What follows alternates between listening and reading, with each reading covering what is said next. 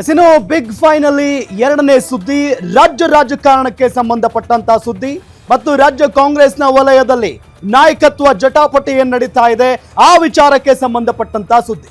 ಅಧಿವೇಶನದ ಒಳಗೆ ಕುರ್ಚಿ ಫೈಟ್ಗೆ ಸಿಗುತ್ತಾ ಕ್ಲೈಮ್ಯಾಕ್ಸ್.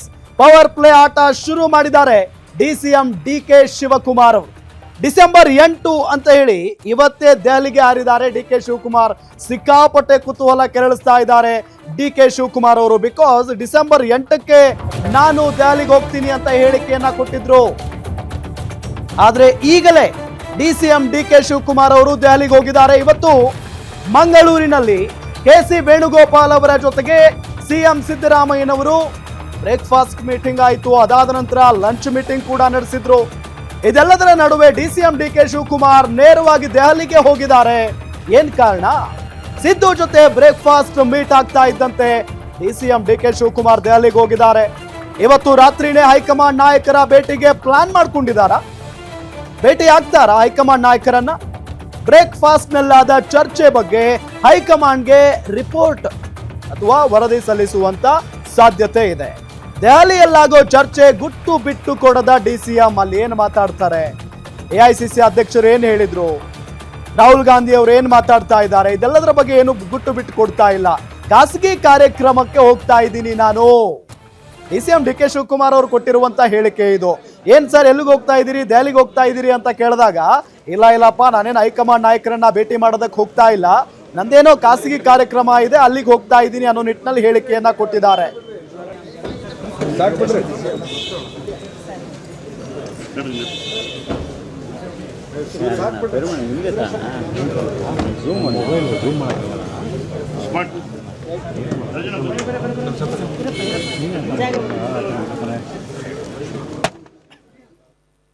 ಇನ್ನು ಇದೇ ವಿಚಾರಕ್ಕೆ ಸಂಬಂಧಪಟ್ಟಂತೆ ಡಿಸಿಎಂ ಡಿಕೆ ಶಿವಕುಮಾರ್ ಅವರು ಮಾತಾಡಿದ್ದಾರೆ. ನೋಡೋಣ ಬನ್ನಿ. ನಾನು ದೆಹಲಿಗೆ ಹೋಗ್ತಾ ಇದ್ದೀನಿ. ನನಗೊಂದು ಖಾಸಗಿ ಮದುವೆ ಇದೆ ಇವತ್ತು ಸಾಯಂಕಾಲ. ನನ್ನ ಯಾರೊಬ್ಬರು ಆಪ್ತ ಸ್ನೇಹಿತರು ಐಎಎಸ್ ಆಫೀಸರ್ ಅವರ ಮಗಂದು ಮದುವೆ ಇದೆ, ಹೋಗ್ತಾ ಇದ್ದೀನಿ. ಬಹಳ ಸಂತೋಷ. ವೇಣುಗೋಪಾಲ್ ಸಿಎಂ ಭೇಟಿ ಮಾಡೋದು ತಪ್ಪೇನಿದೆ? ರಾಹುಲ್ ಗಾಂಧಿ ಭೇಟಿ ಮಾಡೋದು ತಪ್ಪೇನಿದೆ? ಖರ್ಗೆ ಸಾಹೇಬ್ ಭೇಟಿ ಮಾಡೋದು this is all A family affair. ಅವರೆಲ್ಲರೂ ಮಾತಾಡ್ತಾರೆ. ಪಕ್ಷದ ಏನೇ ವಿಚಾರ ಅವೆಲ್ಲ ಕೆಲವು ಅಭಿಮಾನಿಗಳು ಮಾತಾಡ್ತಾರೆ. ಅದಕ್ಕೆಲ್ಲ ಯಾಕೆ ರಾಜಕಾರಣದಲ್ಲಿ ಎಲ್ಲಾ ತರದ ಜೈಕಾರಗಳು, ಧಿಕ್ಕಾರಗಳು, ಅಭಿಮಾನದ ಮಾತುಗಳು ಎಲ್ಲ ಕೂಡ ಇರ್ತವೆ. ಅದಕ್ಕೆಲ್ಲ ನಾವು ತಲೆ ಕೆಡ್ಕೊಳ್ತಾರೆ. ಇದೇ ವಿಚಾರಕ್ಕೆ ಸಂಬಂಧಪಟ್ಟಂತೆ ಡೀಟೇಲ್ಸ್ ಕೊಡ್ತಾರೆ ನಮ್ಮ ಪೊಲಿಟಿಕಲ್ ರಿಪೋರ್ಟರ್ ದುರ್ಗೇಶ್ ನಾಯ್ಕ್ ಸಂಪರ್ಕದಲ್ಲಿದ್ದಾರೆ. ದುರ್ಗೇಶ್, ಎಲ್ಲೋ ಒಂದ್ ಕಡೆ ಇವತ್ತು ಕೆಸಿ ವೇಣುಗೋಪಾಲ್ ಅವರು ರಾಜ್ಯದಲ್ಲೇ ಇದ್ದಾರೆ, ಆದ್ರೆ ಹೈಕಮಾಂಡ್ ನಾಯಕರನ್ನ ಭೇಟಿ ಮಾಡೋ ಸಲುವಾಗಿ ಹೋಗಿದಾರಾ? ಏನು ಡಿಸಿಎಂ ಸಾಹೇಬರು ದೆಹಲಿಗೆ ಅಥವಾ ಖಾಸಗಿ ಕಾರ್ಯಕ್ರಮಕ್ಕೆ ಹೋಗಿದಾರಾ? ಇನ್ಸೈಡ್ ಮಾಹಿತಿ ಏನು ಹೇಳುತ್ತೆ?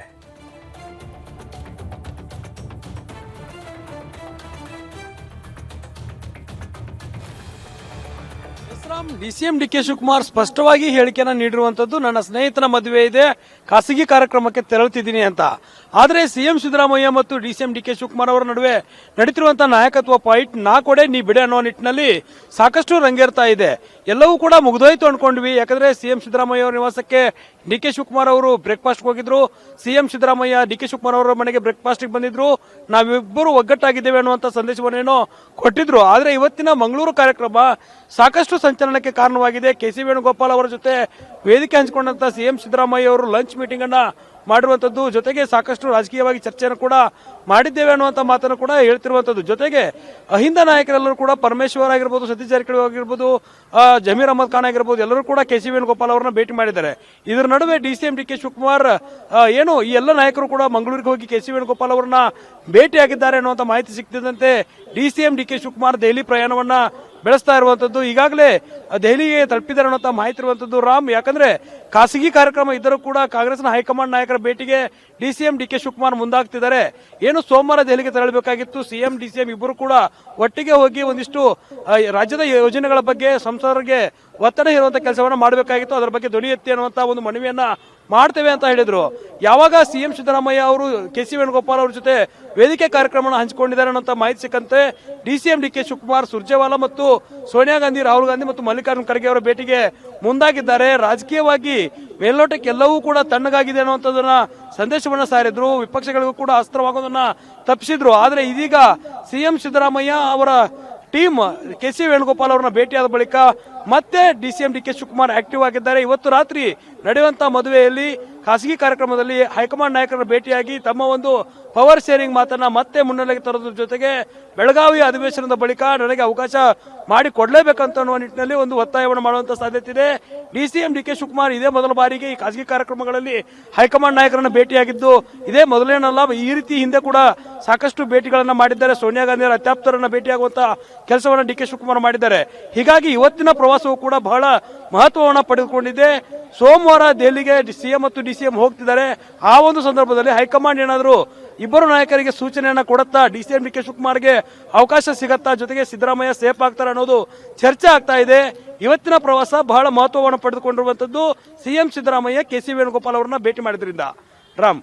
ಓಕೆ ದುರ್ಗೇಶ್, ಥ್ಯಾಂಕ್ ಯು ತಮ್ಮೆಲ್ಲ ಮಾಹಿತಿಗಾಗಿ.